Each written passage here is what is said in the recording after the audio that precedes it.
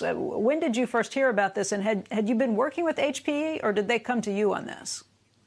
So we've been working with HP. We've been talking to the CEO as well as other officials with Hewlett Packard Enterprise, and we've been working on this for a while. But Becky, we got to put this in context so you can see what has been going on across the United States as well as across Texas, because it is this month that was announced Hewlett Packard Enterprise moving its headquarters to Texas. It was last month that it was announced that the Fortune 500 real estate company CBRE moved their headquarters from California to Dallas. It is next month where the official headquarters opening of Charles Schwab will take place in Dallas, moving from San Francisco. And as you know, it was just a couple of months ago where we had the official announcement of Tesla opening up its Gigafactory here in the state of Texas. And as you might know from Elon Musk, their vision for Texas is far larger than just this one Gigafactory. And that's just a surface level of what's been happening in Texas during the time of the coronavirus. And so you see these businesses,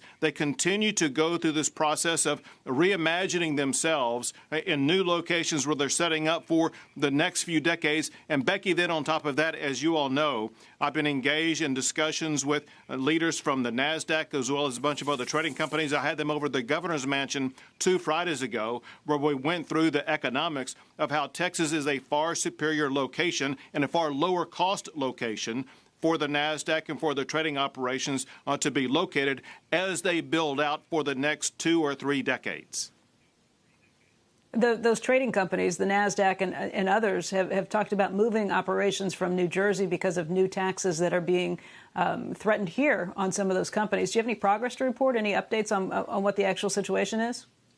Sure. A couple of things. When we had the opportunity to meet with them, they learned that, of course, they would have the savings on taxes, but they did not know all the other benefits that would be available to them. For example, the cost of energy and power to run their data centers is about half of what it is in New Jersey. One thing that NASDAQ wants to achieve is to be carbon net neutral.